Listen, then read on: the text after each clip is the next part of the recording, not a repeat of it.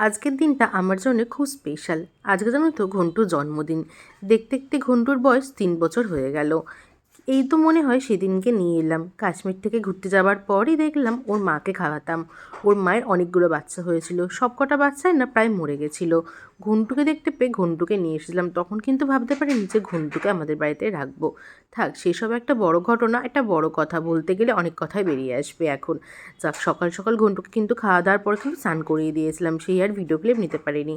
আর আজ যেহেতু ঘন্টুর জন্মদিন, তার সঙ্গে কিন্তু বাবারও জন্মদিন, দুজনকার জন্মদিন কিন্তু একই সঙ্গে। আর ঘন্টুকে কিন্তু স্নান টান করিয়ে ঠাকুরের টিপ টিপ পরিয়ে ওকে সাজিয়ে দিয়েছিলাম।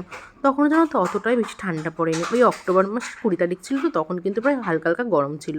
আর সেদিনকে ধরে বেঁধে না ছুটিতেও স্নান করিয়ে দিয়েছিলাম। ছুটিটার ঘন্টুর এখন একটাই লক্ষ্য, সেটা হলেই সন্দেশটা খাবে। পুজো দেওয়ার আগে ওদের দুজনকার বায়না, এখন ওদেরকে সন্দেশটা দিতে হবে। ঘন্টু তো শোনা বাচ্চা, ঘন্টুকে চুপ করে বসিয়ে রেখেছি। ছুটিতে মাঝে মাঝে উঠে পড়ছিল, ওই সন্দেশ খাওয়ার বায়না করছিল। ছুটুকেও কিন্তু অনেক বলে টলে ছুটিও দেখছি বেশ বসে রয়েছে। আজ যেন ঠাকুরকে সাজাবো বলে অনেক সুন্দর সুন্দর ফুল এনেছি পুজো দেবো বলে। তারপরে দেখো পুজো দেওয়া হয়ে গেছে, সন্দেশটাও দুজনের মুখে একটু একটু করে দিয়ে দিয়েছি। আর ওই ঘরে না গুড্ডিও ছিল, গুড্ডিকেও একটু দিয়েছিলাম।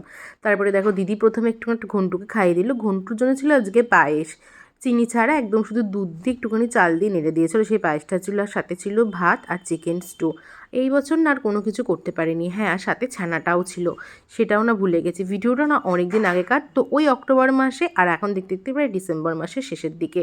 বলতে গেলে বছর প্রায় শেষই হয়ে যাচ্ছে। এর জন্য না অনেক কিছু এখন মনেও নেই। ভাবলাম যে ভিডিওটা গ্যালারিতে রয়ে গেছে, ভিডিওটা মুছে যাওয়ার আগে ভিডিওটাগুলো ছেড়ে দিই, আর তোমাদের সঙ্গেও শেয়ার করা হবে। সত্যি কথা বলতে ভিডিওগুলো ছাড়াই হচ্ছিল না। অনেকটা সময় বার করার পর কিন্তু ভিডিওগুলো এডিট করে ছাড়তেও কিন্তু অনেকটা সময় লাগে। আমি ভাবলাম যে যাক, ভিডিওগুলো ছেড়ে দিই, কারণ বছরটা তো শেষ হয়েছে, তখন তো আরও অন্যান্য ভিডিও বানাবো। এখন হয়তো আগেকার তুলনায় ভিডিওটা কম বানানো হয়, কিন্তু তবুও টুকটাক যেইটুকু পেরে সেটুকু ভিডিও তোমাদের সঙ্গে শেয়ার করার চেষ্টা করি। যাক, বাদ দাও, ছাড়ো। সেদিন ঘন্টুর যেহেতু জন্মদিন হয়েছিল, এর জন্যে আমি আর দিদি চাইছিলাম সেদিনকে যেন ভালো খুব বেশি হনুমান আসে। আর দেখো ফার্স্টে না প্রথম দিকে হনুমান আসছিলও না, অনেকটা দেরি করে না হনুমান আসছিল। আর আজকে ঠিক করেছিলাম ঘন্টুকে নিয়ে ঘুরতে নিয়ে যাব। তার মধ্যে আজকে ছিল ঘন্টু জন্মদিন, আর তার সঙ্গে আরেকটাও দিন ছিল, বাবা জন্মদিন তো ছিল, তার মধ্যেও ছিল আজকের দীপাবলি। জানো তো আগের বছর ঠিক 3 বছর আগে এরকম একটা দিন আমি ঘন্টুকে নিয়ে এসেছিলাম। আজকের দিনটা সেদিনকার দিনটা পর্যন্ত প্রায় কাছাকাছি একই। সেদিনও জানো তো দীপাবলি ছিল আর ঘন্টুকে নিয়ে এসেছিলাম। এই বছরও কিন্তু তাই, আজকে দীপাবলি আর সাথে ঘন্টুর জন্মদিন আর সাথে বাবারও। দেখ কী করে যে দিনগুলো মিলে গেলে সত্যিই বুঝতে পারলাম না। যাক, কথা বলতে বলতে দেখো দিদি হনুমানগুলোকে এক বালতি ভরে বিস্কুট নিয়ে এসেছে, ওদেরকে সবাইকে দেখছে, ওদেরকে দিচ্ছে, আর ওদেরকে ঘন্টু আর ছুটে লাফালাফি করছে। দেখো খাওয়ানো হয়ে গেছে, তারপরে আমরা একটু রেডি হয়ে নিয়েছি। আর ঘরটাও কিন্তু বেলুন দিয়ে সাজিয়ে এসেছিলাম, কারণ এসে নিয়ে কেক কাটার ব্যাপার আছে, আবার দীপাবলির জন্য বাজে টিজে ফাটাতে হবে, আবার বাবার জন্মদিন আছে। আজকের দিনটা না কিন্তু এই সেই করে কিন্তু ভীষণ ব্যস্ত ছিলাম। আর আজকে জানো তো ঘন্টু যেহেতু মৌপ্রিয়াকে খুব ভালোবাসে, তার জন্য না মৌপ্রিয়ার বাড়ির সামনে দিয়ে নিয়ে যাচ্ছিলাম ঘন্টুকে। যদি মৌপ্রিয়া বাড়িতে থাকতো তাহলে মৌপ্রিয়াকে বলেছিলাম যে ওকে আসার কথা।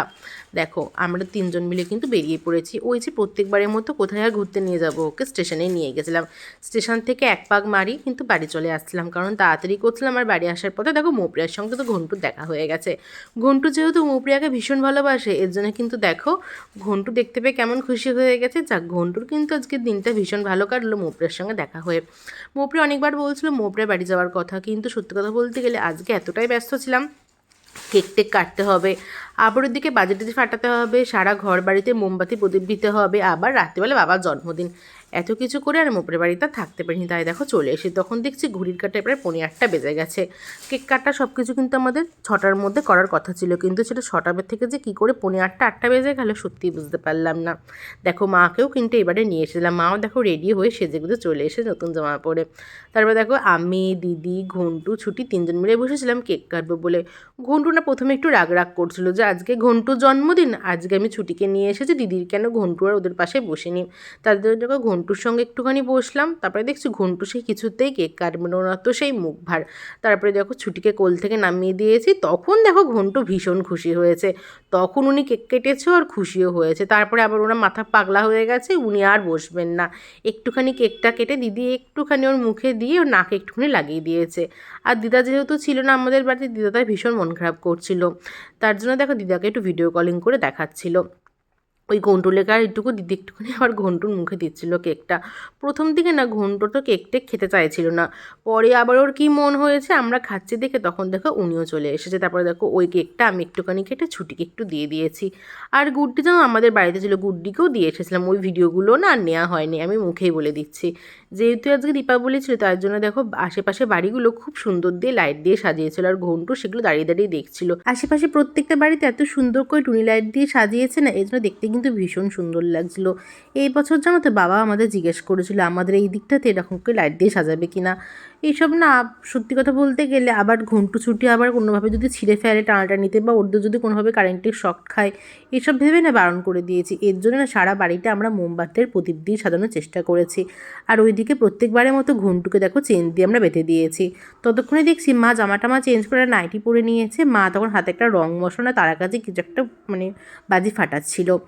তারপরে দেখো আমরাও টুকটাক বাজি ফাটানোর চেষ্টা করছিলাম। ওইদিকে দেখো আমিও মনে হয় বাজিটা ফাটাচ্ছিলাম। আর ছুটিকে না এবারে না এই ছাদ বাগানের মধ্যে বন্দি করে দিয়েছি, কারণ ছুটির না আলাদা করে কোনো চেন টেন নেই। এইসব সময় না ভীষণ ভয় লাগে, কোনো কিছু লাফালাফি করে যদি ওদের গায়ে কোনো কিছু পড়ে, বা ওরা যদি কোনো ভুলবশত এগিয়ে টেগিয়ে আসে, বা ওদের গায়ে যদি আগুনের ফুলকিগুলো পড়ে, এর জন্য না দুজনকে দুটো জায়গায় আলাদা করে আগে প্রথম থেকে বেঁধে রেখে দিয়েছিলাম।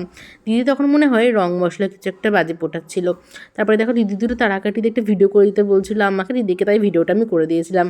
জাগর ভিডিওটা কিন্তু ভীষণ সুন্দর হয়েছিল। পরে আমি নিজের একটা এরকম ভিডিও বানানোর চেষ্টা করেছিলাম, দিদিকে বলছিলাম বানিয়ে দিতে। দিদি ভিডিওটা করে দিয়েছিল আমাকে, কিন্তু কোনো কারণবশত আমার সেই ভিডিওটা মন মতন হয়নি বলে ডিলিট করে দিয়েছে। কিন্তু যাই হোক না কেন দিদি কিন্তু ভিডিওটা ভীষণ সুন্দর লাগছিল। আর দিদি যেরকম করে স্টাইল করে বাজিটা পড়াচ্ছিল দেখতে কিন্তু ভীষণ সুন্দর লাগছিল। ততক্ষণে না এদিক ওদিক দিয়ে না দুমদাম বাজি ফাটছিল, এই জন্য কিন্তু ঘন্টু এদিক ওদিক দৌড়াচ্ছিল পাচ্ছিল না, তো চেন দিয়ে বাজাচ্ছিল বলে এদের চিৎকার করছিল। ততক্ষণ আমি ভাবলাম যে সবাই যখন একটুখানি বাজি টাজি ফাটাচ্ছে তাহলে আমি বা কেন বাদ যাবো। দিদিকে বললাম আমি এই যে রং মশলা বা এই যে এগুলো ফাটাবো, তুই একটুখানি আমাকে একটু ভিডিও করে দে। তা দিদিকে তখন ক্যামেরাটা দিয়ে দিয়েছিলাম, ছুরি দিয়েছে ততক্ষণে হাঁপিয়ে গেছে, ওখানে চুপ করে বসে পড়েছে। আমি তখন একটা রং মশলা নিয়ে যাচ্ছিলাম এই যে চরকিটা ফাটাবো বলে। দেখো সব কিছু সেট করে নিয়েছে, প্রথমে না জ্বলতেই চাইছিল না, অনেকক্ষণ ধরার পর তখন দেখলাম জ্বলছে। যাক ভালো লাগছিলো। আমি না যেহেতু খালি পায়ে বাজিগুলো ফাটাচ্ছিলাম, আমার না একটা ভীষণ বড় ভুল হয়ে গেছিলো। পরে না রং মশলা এরকম পোড়াতে গিয়ে না আমার পায়ের মধ্যে পড়েছিল।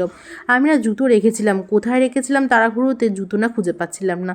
ছুটির না ভীষণ বাজে সব, জুতো এদিক ওদিক রাখলে না ও ছিঁড়ে ফেলে। এই মুহূর্তে তো আমার একটা বড় ভুল হয়ে গেছিলো, আর পাটাও ভীষণ জ্বালা করছিল। তার জন্য না আমি আর কয়েকটা বাজি টাজি যে কটা ছিল সে কটা মাকে বললাম তুমিই ফাটিয়ে ফেলো। যাক মা দেখলাম আর একটা চরকি ফাটিয়েছিল। বাবা জানো তো খুব সুন্দর সুন্দর এই বছর না মোমবাতি নিয়ে এসেছে, একটা গোলাপ ফুল দেয়া একটা পদ্ম ফুল দেয়া। আমি এই দুটোর কালারে জ্বালিয়েছিলাম। তারপরে না যে সন্ধ্যেবেলায় বাবার কেক টেক কাটা হয়েছিল সেই ভিডিওগুলো আর নেওয়া হয়নি। আসলে আমার ফোনে গ্যালারিতে এতগুলো ভিডিও জমে গেছে না, কোন ভিডিওটা করবো আর কোন ভিডিওটা ছাড়বো সেটার জায়গা নেই। এর জন্য আর সেই ভিডিওগুলো আর করা হয়নি। বাবার জন্য মিয়ময় থেকে একটা কেক নিয়ে এসেছিলাম। তারপরে দেখো আমাদের এখানে যেহেতু কালী ঠাকুর বেশি খুব একটা হয় না বলে 2-3টে হতো, সেগুলো একটু দেখতে গেছিলাম। এই ঠাকুরটা না ভীষণ জাগ্রত, জানো তো ঘন্টুকেও নিয়ে যেতাম ঠাকুরটার কাছে, কিন্তু এত পরিমাণে ভিড় হয় বাবা না এর জন্য বারণ করলো ঘন্টুকে না নিয়ে যাওয়ার জন্যে। সত্যি কথা বলতে গেলে বাবা মায়ের কথা শুনে ভাগ্যিস নিয়ে আসেনি, নিয়ে এলে হয়তো ঘন্টুর অনেক অসুবিধা হতো, এত ভিড় ঠেলে হয়তো ঢুকাতেও পারতাম না, হয়তো দূর থেকে দাঁড়িয়ে দেখে চলে যেতে হতো। মা আগমেশ্বরীর কাছে গেছিলাম, তারপরে 2-3টে যে কালী ঠাকুর পড়ছিল পরপর টোটো গাড়ি করে গেছিলাম, সেই 2-3টে ঠাকুর দেখে না চলে এসেছিলাম। আজকে সারাটা দিন না এত ব্যস্ততার মধ্যে কেটেছে, আর না ভাল লাগছিল না। ফার্স্টে ঠিক করেছিলাম যে যাব না, দিদিও ঠিক করেছিল ঘন্টুকে নিয়ে যাবে। তারপরে যখন শুনলাম যে এরকম যেতে পারবো না ঘন্টুকে নিয়ে, তখন না প্রথমে আমিও না করে দিয়েছিলাম। বাবা মা বললো আমরা দুজন মিলে যাবো, কেমন খালি খালি লাগবে, তো দুজনের মধ্যে একজন তার জন্য কিন্তু বাধ্য হয়ে আমি গেছিলাম। এই পরপর 3-4টে ঠাকুর দেখে দেখো বাড়ি চলে এসে আসার পথে কিন্তু আমাদের খাওয়া দাওয়াতে তাড়াতাড়ি হয়ে গেছিলো। একটা ভাপা পিঠা খেয়েছিলাম, অর্ধেকটা খেয়েছে, অর্ধেকটা বাড়ি নিয়ে চলে এসেছে, কারণ খেতে পারছিলাম না সেই মুহূর্তে। যাক তখন কিন্তু অনেকটাই রাত হয়ে গেছিলো, 11:30 কি 12টার মতো বাজে। তখনও দেখেছো রাস্তায় কত ভিড়, এই পুজো পার্বণের দিনগুলোতে কিন্তু রাস্তায় এমনি প্রচুর ভিড় হয়। বাড়িতে এসে দেখছি দিদিরে আকাম যে মোমবাতিগুলো সেই মুহূর্তে জ্বলেনি বা জ্বলতে জ্বলতে নিভে গেছে সেইগুলোকে দেখছো জ্বালিয়েছে। যাক বারান্দাটা দেখতে কিন্তু ভীষণ সুন্দর লাগে। ভিডিওটা কিন্তু এখানেই শেষ করে দিলাম।